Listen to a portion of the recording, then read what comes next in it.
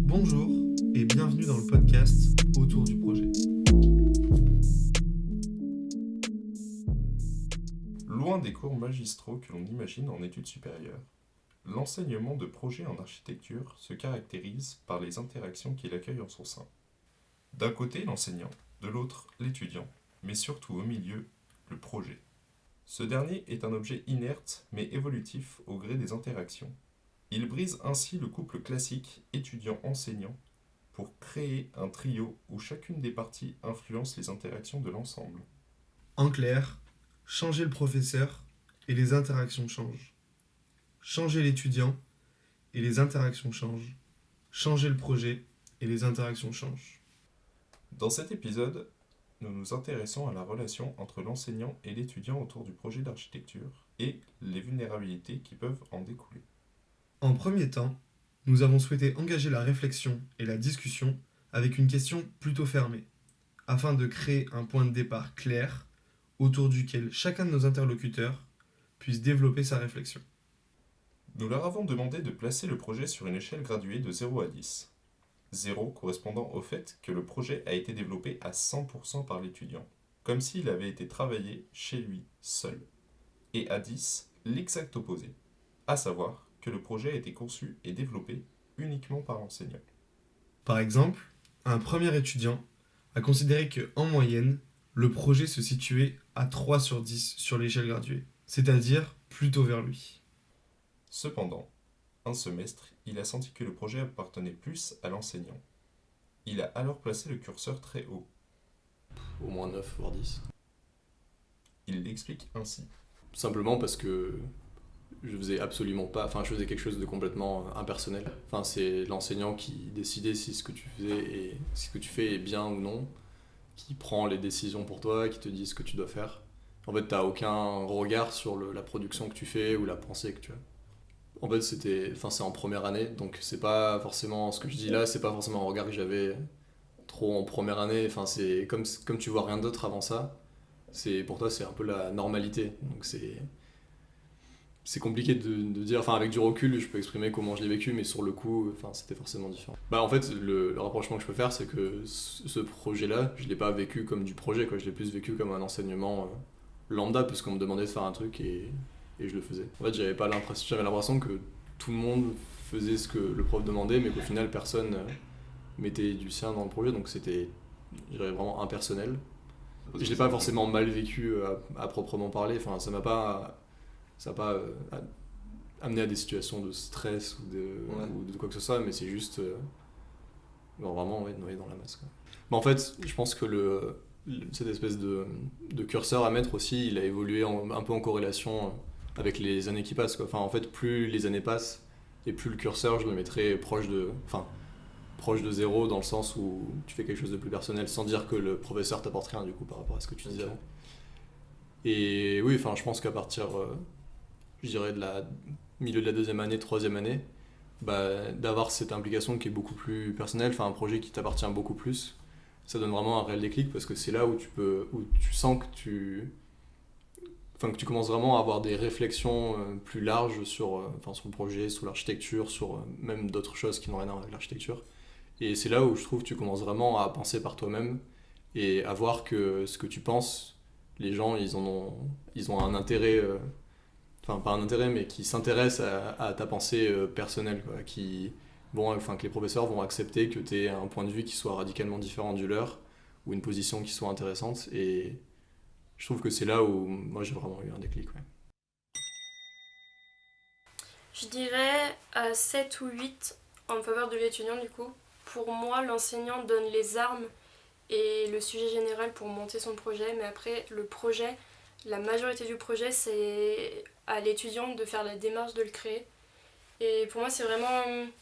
L'enseignant vient poser les bases, vient donner les armes nécessaires à la confrontation au sujet.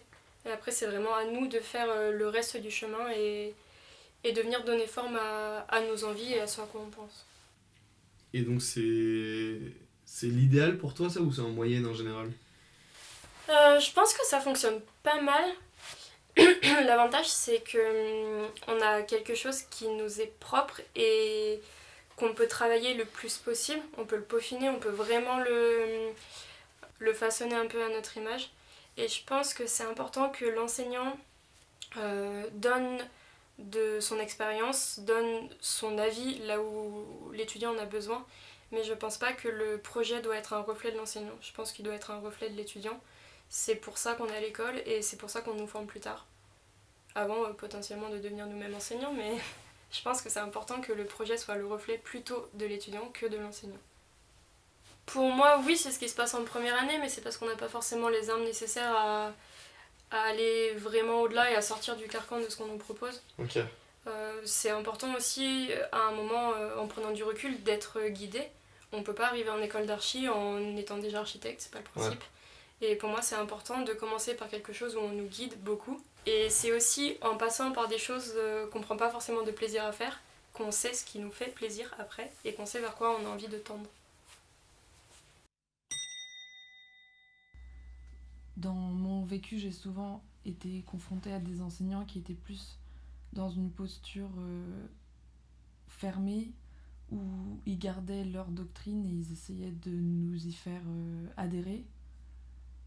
Et aussi, j'ai mis un temps à désacraliser leurs attentes et leur doctrine, et pour mettre les miennes de côté. Donc j'ai surtout fait du projet pour plaire et essayer de trouver des compromis pour me plaire à moi aussi, mais je dirais pas qu'on arrive à 5, je dirais pas qu'on arrive à 3 quoi. Vraiment, c'est plus j'ai surtout fait des compromis pour plaire aux enseignants, pour correspondre à leurs attentes.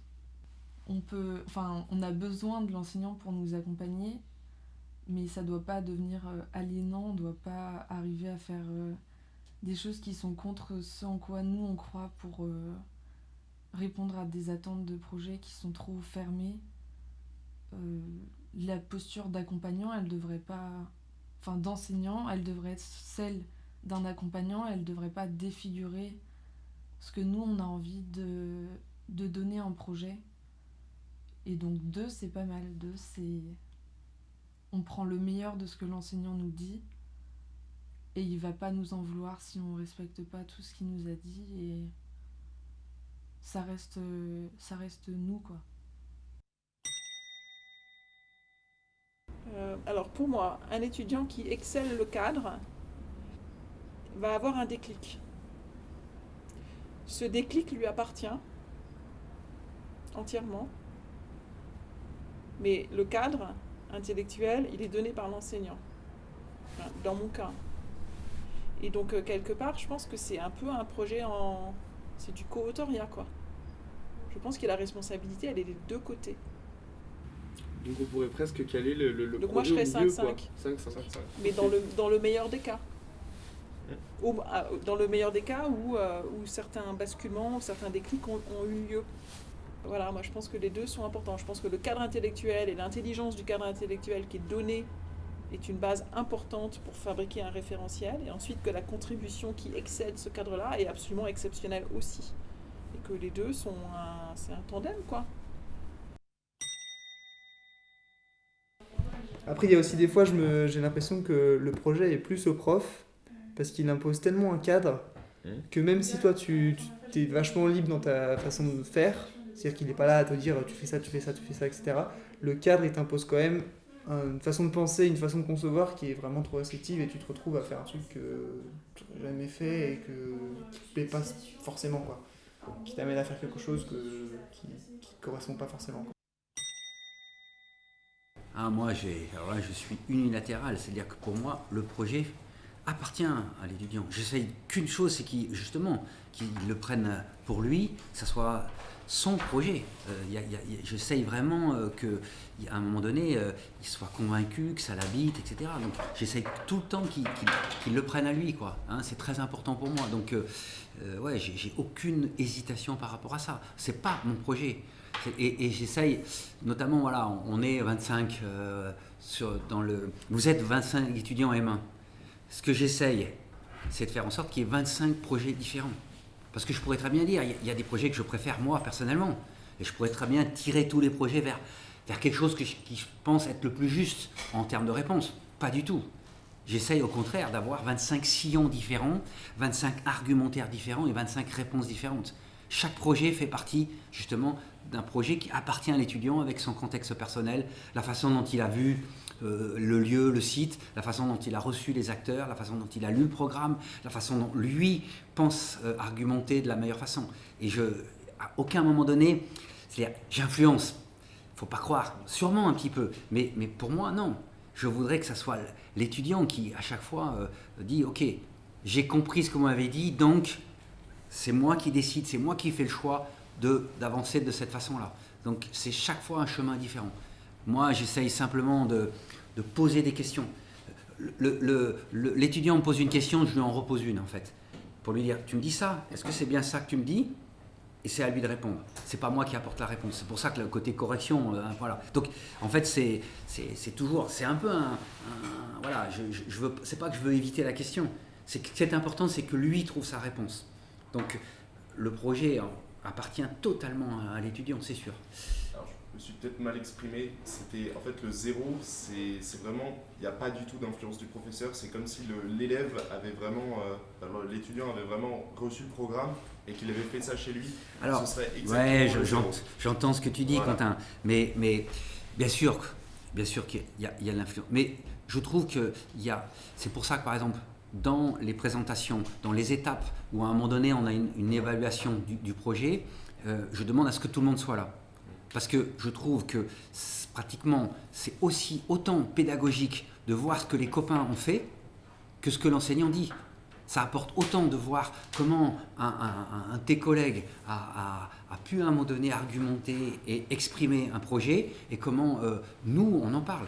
Donc déjà je vais te dire, on n'est pas tout seul à pouvoir influencer l'étudiant. Mais bien sûr que nous on l'influence. Parce qu'à un moment donné on lui dit je ne comprends pas ce que tu me dis. Mais c'est pas sincère ce que tu me dis, argumente mieux, ton dessin il n'est pas convaincant. Donc on influence quand on dit ça, ça veut dire que nous-mêmes on dit on ne comprend pas. Mais quand même, on essaye de faire vraiment en sorte qu'il y ait une autonomie, et c'est-à-dire que quelque part, au bout du compte, ce projet-là appartienne à l'étudiant. On se bat pour ça, d'accord ? Je veux que ça soit 0 pour l'enseignant et 10 pour l'étudiant au niveau du projet. C'est ça que je cherche, c'est ça que je veux te dire, quoi, tu vois ? Voilà, ça, c'est jamais ça, mais c'est mon but. C'est ça que je veux te dire. Voilà. Ouais, c'était ça. Vous vous êtes déjà trouvé, pour compléter un peu la question, dans une situation où l'étudiant, ou plusieurs fois, où l'étudiant pousse le projet vers vous, vous voyez, dans le sens où il n'est pas assez en confiance pour que ce soit 10 pour lui et 0 pour vous, et qu'il de force un peu, il le pousse vers vous. Moi j'ai un défaut, c'est-à-dire que j'adore dessiner par exemple. Et donc quand je dis j'adore dessiner, j'adore faire le projet. Je suis quelqu'un qui ne peut pas s'empêcher de faire du projet. Et donc, mon défaut en tant qu'enseignant, c'est d'en trop en faire quelque part. C'est-à-dire que du coup, dès que je suis à côté d'un étudiant, j'ai envie de prendre le crayon et de dessiner le projet. Et ça, c'est pas bon. Voilà, je suis admiratif d'autres enseignants qui arrivent à prendre du recul, qui arrivent à pas rentrer. Moi, mon défaut, c'est effectivement, je suis partie prenante. J'ai envie de dire, d'amener des idées, j'ai envie de dire, il y a plein de solutions, etc., d'amener des images, etc. Donc, je ne peux pas m'empêcher de faire ça. C'est pas bon. Je pense qu'il faut prendre plus de recul. Il ne faut pas trop s'investir. Mais tu ne vas pas changer la personnalité d'un enseignant. Il faut faire avec. Et donc, j'essaye de trouver l'équilibre par rapport à ça. Nous considérons que l'échange se faisant autour d'un projet créatif, et non d'une simple donnée factuelle, un temps de débat ou d'argumentation est nécessaire.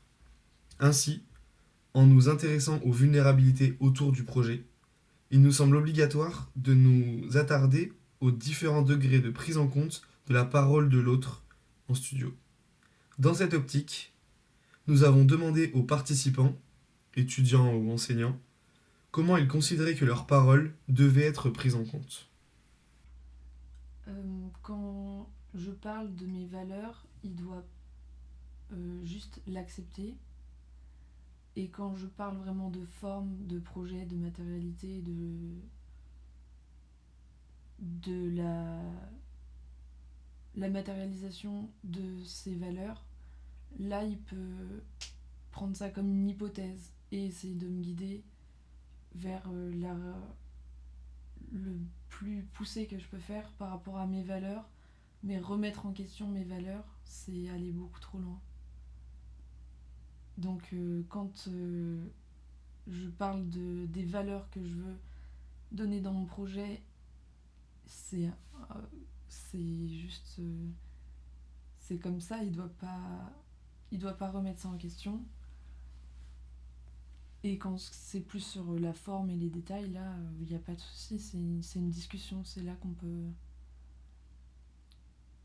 qu'il a quelque chose à donner, en fait.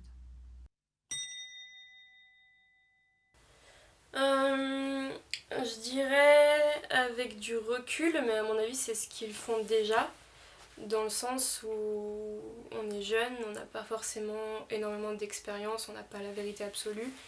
Il y a des choses par rapport au projet qu'on sentira nous, où on aura plus un feeling de faire les choses de telle ou telle façon. Après c'est quelque chose que l'enseignant aura peut-être déjà expérimenté, sur lequel il aura du recul. Moi je dirais vraiment du recul dans le sens où... Enfin vraiment la question de l'expérience. Où pour moi l'enseignant, encore une fois, il n'a pas la vérité absolue, c'est pas quelqu'un qui a raison sur tout, tort sur tout, il y a des nuances. Mais je pense que l'enseignant aura toujours plus d'expérience sur une question que nous, en termes d'architecture. Et évidemment c'est important de s'écouter, c'est important de prendre en compte les avis, mais la décision finale de prendre avec sérieux telle ou telle réflexion... ça leur revient et je pense qu'ils l'apprennent avec du recul et voilà, je suis en train de tourner en rond. D'abord avec respect, je pense. Parce que quand on s'exprime, enfin quand on s'adresse à un professeur ou quand on a des questionnements, etc., je pense que ce qui est important pour le professeur, c'est d'abord de ne pas juger ce que va dire la personne par rapport à ce qu'elle-même pense. Enfin, il faut avoir, je pense, l'esprit ouvert. Et c'est pas parce que quelqu'un pense différemment qu'il pense mal ou qu'il pense mieux. Je pense qu'en fait, il faut mettre en avant justement ce que l'étudiant pense et essayer de pousser sa réflexion au maximum. Et si elle est mauvaise, en fait, je pense que l'étudiant il va s'en rendre compte de lui-même. Et si elle est bonne, tant mieux, parce que la réflexion, ou l'idée sera bien meilleure. J'ai tendance à respecter la parole, mais parfois l'attitude est gênante. C'est intéressant, donc je travaille avec Agnieszka Karolak et Jean-Christophe Gressot en ce moment. Agnieszka Karolak me disait waouh, en visio, c'est marrant, t'es concentré sur ce que tu vois et tu ne fais que de parler de ça. En studio, on a l'impression que tu vois tout ce qui se passe. Donc je pense qu'on est des animaux sociaux et qu'on a des lectures sur le comportement des uns et des autres. Et que ça gêne en fait. Moi, ça me gêne. Donc la parole, elle est, on peut dire que la parole, c'est une idée, qui est une espèce de truc qui existe peut-être sur un plateau. Mais l'attitude, c'est la manière de livrer cette parole. C'est la manière de la porter aussi. Et donc je fais le distinguo entre les deux. Là où il peut t'aiguiller, c'est sur je trouve que c'est peut-être pas parfaitement fait à chaque fois, c'est ta manière de t'exprimer. Essayer de te montrer, de te questionner directement sur ce que toi tu veux faire, et ensuite essayer de reformuler tes propres phrases pour essayer de te dire, tu vois, t'aurais pu le dire comme ça, l'amener comme ça, et là ça percute, on comprend mieux, etc. Pour après, ça arrive des fois qu'ils le fassent les profs, mais peut-être pas assez souvent, je trouve. Mais notre avis, vraiment en soi, il doit être carrément pris en compte, parce que c'est quand même... voilà, mais après, ça veut pas dire non plus que le prof peut pas derrière quand même dire là t'es sur quelque chose qui a pas la forme, voilà. Puis je pense que de toute façon tout l'étudiant doit se positionner comme un, pas être contre l'avis du prof, c'est-à-dire qu'il y en a tout de suite ils se braquent forcément sur ça m'est déjà arrivé aussi bien sûr, de dire non ce qu'il me raconte je suis pas d'accord avec ça, j'aurais dit raconte n'importe quoi, et même à l'oral dire non vous comprenez pas, moi ce que je veux faire c'est ça, etc. Et il faut quand même que l'étudiant aussi soit dans une manière de... Il doit être pas prétentieux avec son avis, mais laisser place aussi au prof et à son avis à lui, même si au final ce qui va trancher ça va être l'étudiant. La question se pose également dans le sens inverse. Selon eux, comment doivent-ils prendre en compte la parole de leur interlocuteur ? Bah, vous savez quoi, je dirais la même chose. Je dirais avec du recul, dans le sens où, certes, l'enseignant a plus d'expérience, a priori, certes, il a vécu plus de situations, mais il y a toujours un moment où, comme je disais, on aura un feeling où on se dira ça doit se passer comme ça. Et j'ai vu plusieurs situations, alors moi ça m'est jamais arrivé, mais j'ai vu plusieurs situations où un élève soutenait que telle chose devait se passer comme ça dans son projet, et le soutenait vraiment, et où l'enseignant n'était pas du tout convaincu, et finalement en voyant le résultat, il en venait à se dire bon ok, peut-être que là t'avais raison. Je pense que des fois quand on sent que quelque chose doit se passer comme ça, c'est aussi un peu la magie entre guillemets de l'architecture, il y a des choses qu'on n'explique pas trop. Et je pense qu'il y a des choses qu'on sent et qui se passent comme ça, et l'enseignant sera d'accord ou sera pas d'accord, mais au moins on sera resté droit dans ses bottes et on sera allé au bout de ce qu'on voulait faire. Bah, moi, la façon que j'ai d'aborder la parole d'un enseignant, c'est que déjà, quand il parle, je ne considère pas que l'enseignant, une entité supérieure, toute pensante, qui a toutes les réponses à toutes mes questions, et en général sur l'architecture. Donc, quand il parle, en fait, je vais systématiquement mettre de côté ou écrire ce que je trouve intéressant ou pertinent, mais pas nécessairement tout ce qu'il va dire, enfin, tout ce qu'il dit n'est pas à prendre pour acquis, je pense. Et c'est assez important dans la construction de son projet, quoi. Parce que sinon, en fait, si on écoute tout ce que dit l'enseignant, nécessairement, on va faire ce que dit l'enseignant. Et je trouve que c'est là où c'est un peu dommage. Et un enseignant, forcément, il n'a pas les réponses à toutes les questions, mais par contre, il y a des choses très intéressantes qu'il peut apporter. Et en fait, c'est là où c'est un peu difficile, c'est que en tant qu'étudiant, il faut arriver à savoir jusqu'où est-ce qu'on écoute le professeur et jusqu'où est-ce qu'on l'écoute pas. Enfin, je trouve qu'il y a vraiment ce truc, on peut pas aller complètement à l'encontre de ce qu'il dit, parce que nécessairement, s'il est professeur, c'est qu'il y a sûrement une raison et qu'il a des choses à nous apporter, mais en même temps, ne pas prendre pour acquis tout ce qu'il peut raconter. Voilà. Et tu penses que ce travail-là, c'est à l'étudiant de le faire, ou l'enseignant, il a quelque chose à apporter? Non, je pense que c'est quasiment 100% à l'étudiant de faire ça, parce que ces éléments-là, c'est vraiment intrinsèque à chaque personne, quoi. D'une personne à l'autre, on va pas retirer les mêmes informations. Du coup, cette espèce de ségrégation des informations, ça peut pas être au professeur de le faire, parce que peut-être que toi, quand tu vas écouter un professeur, tu vas retenir telle idée, et moi je vais en retenir deux autres complètement différentes, mais qui participent à chaque fois à la construction personnelle du projet. Dans le contexte actuel, nous nous demandons si l'enseignement du projet en distanciel a fait émerger de nouvelles vulnérabilités. Pour moi, le distanciel est très très difficile, puisque je t'ai parlé tout à l'heure de captation d'énergie, ou à un moment donné d'un rapport d'enseignement qui est un rapport au niveau de l'énergie, c'est-à-dire être convaincu, faire passer une idée. Tu vois, là je parle avec mes mains, tu sens mon souffle, tu sens mon regard, etc. C'est tellement différent quand tu es derrière un écran, voilà. Donc ça me manque quand on est loin. Alors on fait tout ce qu'on peut pour faire au mieux, mais le distanciel, pour moi, il y a une perte en ligne énorme. Et puis aussi, il y a un regard global. Tu vois, quand je suis là, je sens les gens qui sont autour, voilà, et donc je fais tout le temps attention à ce qui est une énergie de groupe. Voilà. Moi, il se trouve que j'ai fait pas mal. Alors, j'ai fait du théâtre, j'ai fait des choses comme ça. Je sais ce que c'est que le rapport, à un moment donné, avec du public, par exemple. Je te promets que quand tu fais une prestation avec du public, tu te sers beaucoup de l'énergie que te donne le public. Voilà. C'est-à-dire qu'à un moment donné, quand le rideau tombe, la lumière se met en place, et que tu dois y aller, tu sens tout d'un coup quelque chose. Et c'est exactement pareil dans un atelier. Je pense qu'il y a une énergie de groupe. Il y a à un moment donné quelque chose qui fait qu'à un moment donné, quand on travaille ensemble, on s'entraide. Et quand on est tout seul dans sa chambre, en distanciel, c'est pas du tout pareil. Ça perd en richesse, c'est sûr. Ça perd en contact humain aussi, parce qu'au-delà de la richesse qu'on peut avoir dans les partages d'expériences et tout ça, ce qui est bien aussi à l'école d'architecture, c'est de se confronter à des personnes de milieux différents.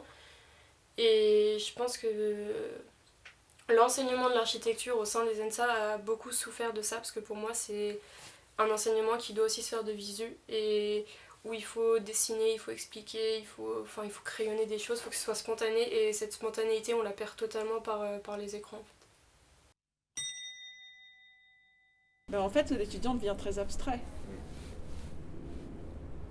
nos corps sont abstraits. On a abstrait nos corps de l'espace, en gros. Hein. C'est ça le distanciel. Hein. Et donc, on ne peut pas voir nos yeux, on ne peut pas établir la confiance ou le lien social au travers du regard. Parce que moi, par exemple, mon écran, il est tout petit. Donc, de toute façon, il n'y a que le dessin à l'écran. Il n'y a pas la place pour vos visages. C'est triste, hein, mais il faudrait avoir 2 écrans. Il faudrait un écran pour la visio et un écran pour le dessin. Et donc, toute l'attention va sur le dessin et l'attention va ensuite sur la précision des mots. Je pense que ça demande plus de précision dans la parole. Plus de concentration, encore plus de concentration qu'en salle, avec aucun moment de relâche, parce qu'on ne peut pas partir. On est tous devant nos écrans. Quand moi j'enseigne, du coup, que je suis en visio, je m'absente pas, quoi. Il y a très peu de pauses. Et donc c'est plus intense. Et les personnes sont plus abstraites. Et les mots sont plus précis. Et j'ai discuté de ça avec d'autres enseignants. Pour moi, ce qui manque dans le visio, c'est pas tant nos corps, c'est plus le dessin produit à son échelle réelle ou la maquette produite à sa taille réelle. Parce que du coup, j'appréhende pas tout à fait avec autant de précision comment le processus a été construit au travers de la matière. Bah, ça a tellement d'inconvénients le distanciel que pour moi, ça contrebalancera jamais les inconvénients qu'il peut y avoir à être en présentiel. Ok. Tu vois. Donc, non, c'est toujours mieux d'être dans la salle de studio, quitte à ce que justement il y a un peu des disparités entre les étudiants, mais ce sera toujours plus bénéfique, je pense. Que voilà, le contact, c'est pas du tout le jeu. Enfin, ça m'a été flagrant là le jour, je sais pas si vous voulez en parler après, mais le jour du.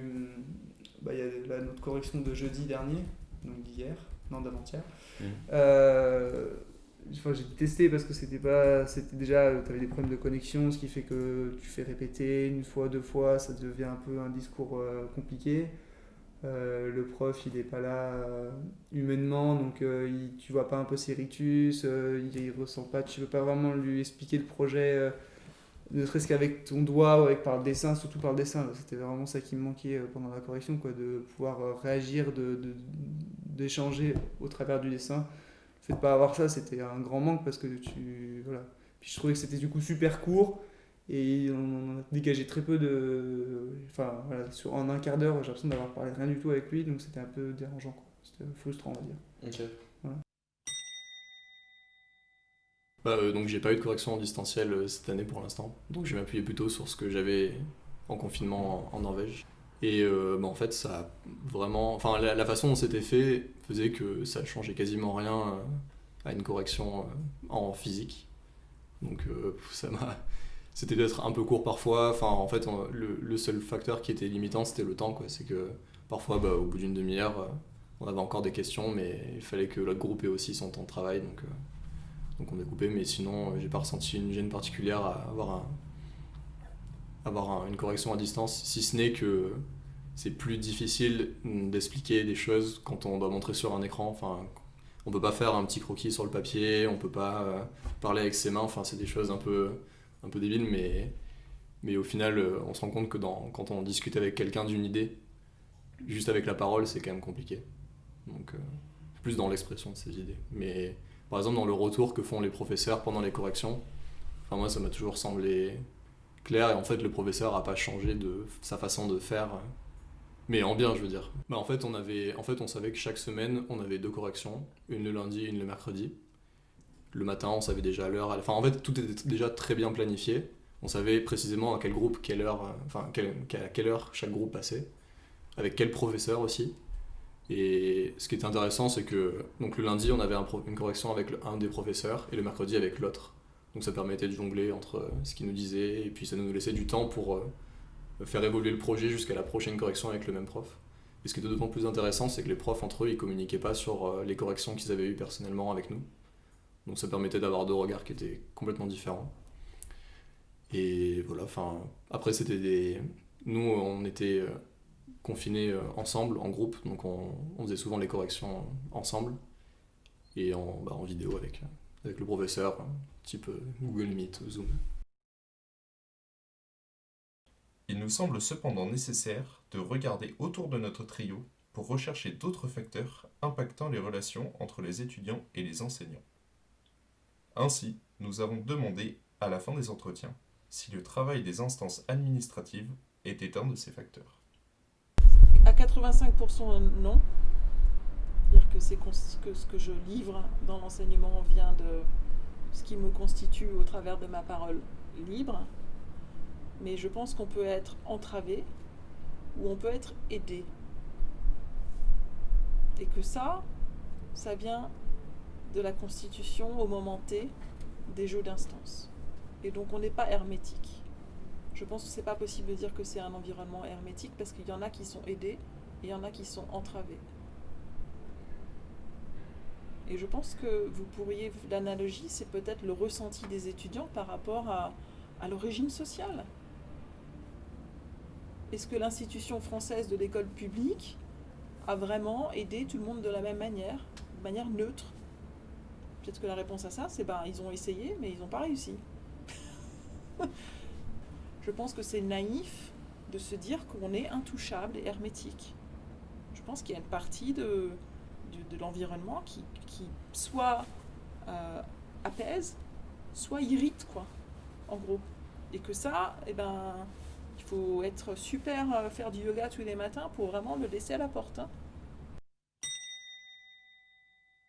En fait, je trouve que ça génère du stress, entre gros guillemets, ou de l'énervement de la part des étudiants, parce que à un moment, les étudiants, forcément, ils en ont marre qu'on leur dise qu'un cours, il est à telle heure, puis qu'on leur dise le matin qu'il a été annulé, alors que le prof, il le savait à l'avance, mais l'administration, elle n'a pas envoyé le mail à temps. En fait, je trouve que ça génère un surplus dont on pourrait vraiment se passer au niveau de l'enseignement à l'école. Ça embrouille un peu le système, parfois. Énormément. C'est lourd ce que je dis là, c'est que plus on a, je disais, faire école. Faire école, ça veut dire qu'à un moment donné, on a d'abord une ligne pédagogique dans l'école en disant, par exemple, l'école de Grenoble, qu'est-ce qu'elle porte comme valeur? Il faut que ça soit clair.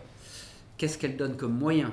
Comment elle les hiérarchise, ces moyens? Ça veut dire quoi, donner des moyens? Ça veut dire, par exemple, un enseignement comme moi, qui se sente bien, qui puisse travailler dans de bonnes conditions, que son statut soit clair et que son rapport à l'école soit clair. C'est très important.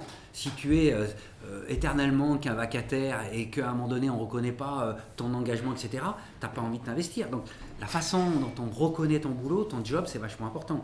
Mais c'est aussi à un moment donné une école qui à un moment donné, la façon dont elle communique sur les projets, en disant ça c'est important, etc. Comment elle fait le lien entre les enseignants. Comment elle crée des transversalités, ce qui permet qu'à un moment donné, on n'ait pas des espèces de citadelles ou des silos où on a le master montagne qui ne parle pas avec culture constructive, par exemple. Tu vois, c'est tellement important qu'on se parle, qu'on mette en avant des compétences, qu'on mette à un moment donné en avant des bons projets. Donc ça, c'est un travail qui est très difficile, mais qui est extrêmement important.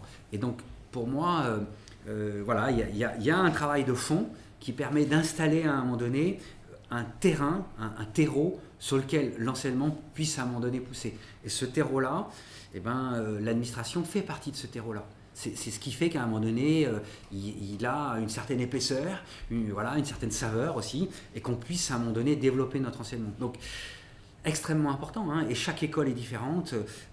Moi, j'ai vécu plusieurs écoles et je peux te dire qu'à chaque fois, le côté administratif, qui est un cadre quelque part, est très important pour pouvoir nous développer notre enseignement.